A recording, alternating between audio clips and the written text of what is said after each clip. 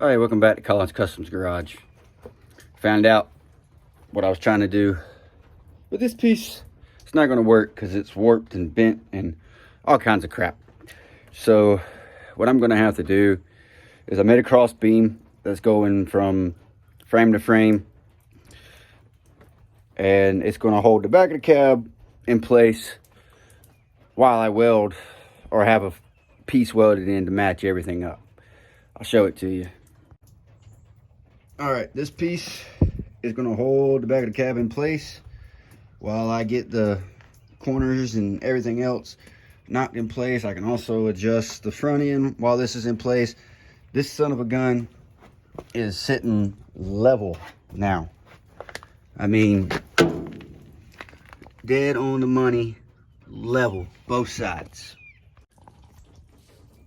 So it's sitting level now.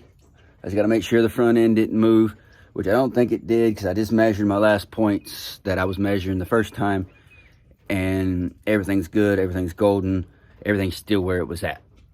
So the only reason why that cross member is there right now is to hold the back of the cab from moving. That's it. It's not really cold, but it's raining, so I had to get work done. But that's going to hold it in place. I'm going to make my piece that I need to weld a panel in place to match all that up like I need to. I'm going to have to strip that floor mat weather crap that's in the floor there. I may still use some of that.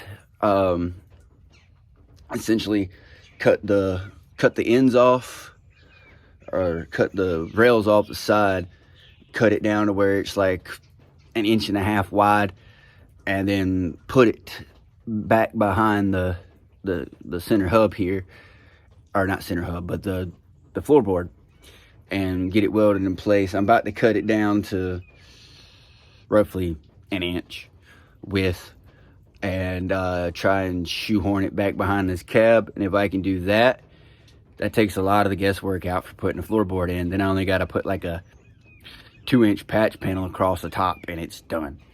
But that cross member, while right now it is going to be holding the cab in place, it's also the cross member I'm going to use for the front bed support when I get to that point.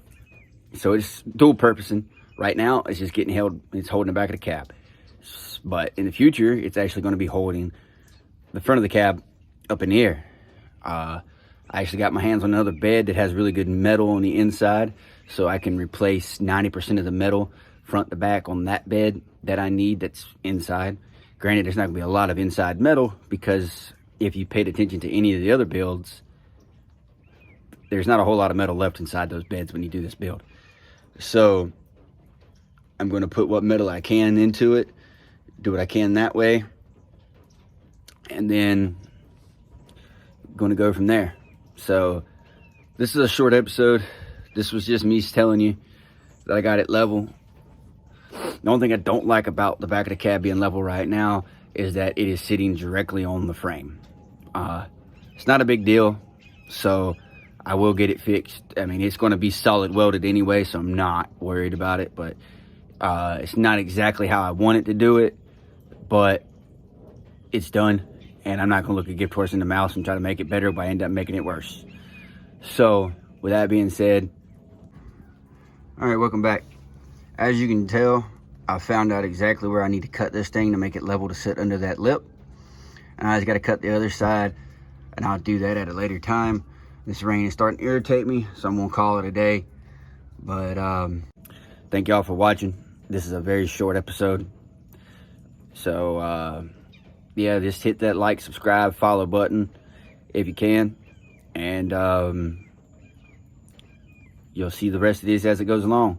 So, thank you for watching. Once again, it's Collins Customs Garage. This is William. You have a nice day.